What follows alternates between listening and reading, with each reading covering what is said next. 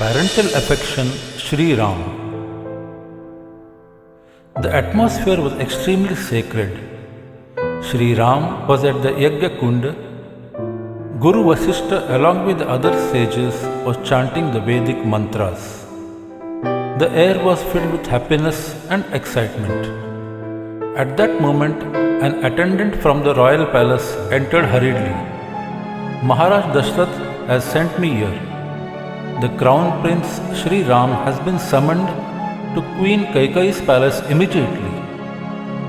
Sri Ram glanced anxiously at Guru Vasishtha. The Guru said, Ram, go and find out what the matter is. I shall complete the yajna and come there. Don't worry, everything should be all right. Sri Ram left for Kaikeyi's palace. He saw Manthara at the entrance of the palace.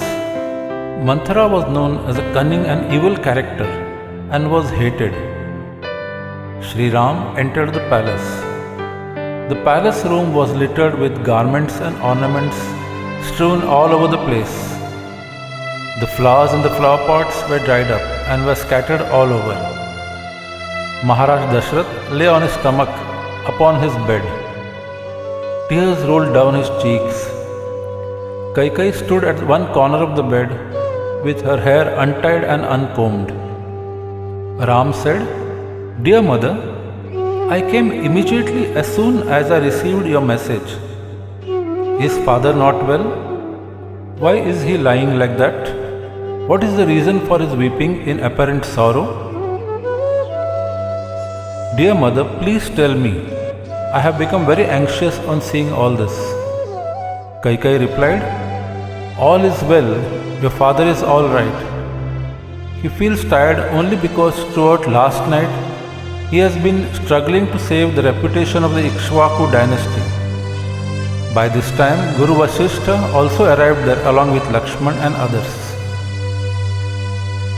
Kaikeyi, staring Ram in the eye, spoke in a very indifferent tone. Ram, my son, many years ago, your father had gone to help the Devas in their war against the powerful Asur, King Shambar. I used to assist him in battle in those days and accompanied him in his chariot by his side. During this terrible war, when he was badly injured, I took over and steered his chariot away from the battlefield and thus saved his life. He recovered and resumed his part in the war. With his help, the Devas killed Shambar and became victorious. Maharaj Dashrath was very pleased with me and granted me 2 wishes as a boon. Now I felt the time has arrived and asked him for the fulfillment of those 2 boons.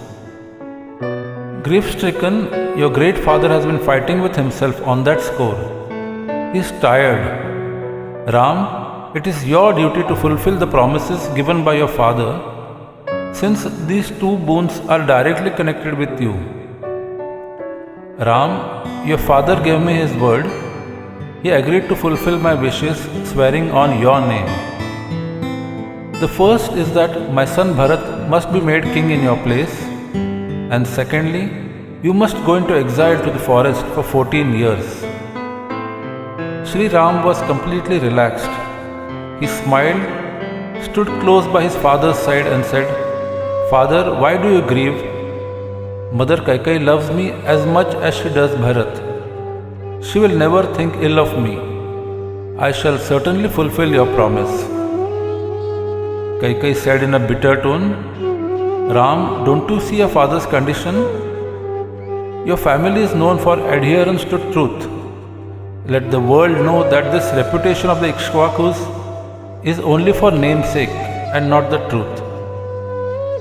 Ram replied in a gentle tone, Mother, I hereby take an oath in the name of all the gods and goddesses, my ancestors, my gurus and elders, that I herewith renounce my right to the throne of Ayodhya and shall leave for the forest by today evening. Kaikeyi said, Ram, going to the forest is no joke. You have to wear the clothes made from bark of the trees and stay away from any city, any public contact in a completely detached way. Will you be able to do this? You may be rest assured, mother, Ram shall not be found wanting in any aspect. Lakshmana, who was a silent spectator till now, exploded with anger. He took out his sword and stood between Sri Ram and Kaikeyi. He said, I shall have none of this. Anyone who wants to stop Sri Ram from ascending the throne will meet his doom at my hands. Ram, go and take over the kingdom.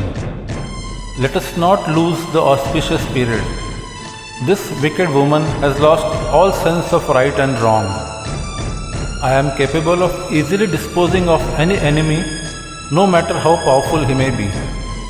Kaikeyi, Bharat and her fellow conspirators shall pay dearly for this audacity. I will place you on the throne of Ayodhya.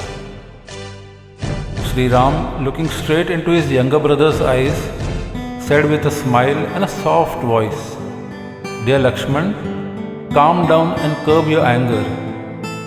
You are using a very unbecoming language, and that too for our parents. Our father has given birth to us, and our mothers are like goddesses. What difference does it make whether Bharat or I ascend the throne? It is all the same. It is not good to argue with one's parents. We must respect them, irrespective of anything they may say. Lakshman cooled down when Ram spoke to him in this affectionate manner. When he realized that Sri Ram was firm on his resolve to go to Vanvas for 14 years, he too decided to accompany his elder brother. Sri Ram, accompanied by Sita and Lakshman, got into the chariot to proceed to the forest. A lesson to ponder. Children, we have seen two different examples of two sons, Shravan and Sri Ram. While one was a commoner, the other was a prince of huge, powerful kingdom, which he was about to inherit. Both loved their parents immensely. They left no stone unturned to fulfill their parents' wishes. They were ever ready to undergo any suffering, any sacrifice for their parents. Shravan exerted himself fully to make his parental desire to go on a pilgrimage a reality. Unfortunately, he lost his life in a tragic accident to King Dasharath's arrow. He thus sacrificed his very life, performing his duty of making his parents happy. Sri Ram never thought whether Mother Kaikeyi's wishes were right or wrong, proper or improper. He sacrificed his palatial comforts, princely rights, and all family happiness. He smilingly endured the ardor of forest life for 14 years, but never swerved from his dharma. Sri Ram is a towering personality with divine ideals. His personal characteristics are the noblest of ideals. We too should strive to be like him and acquire qualities which will make our parents happy and proud.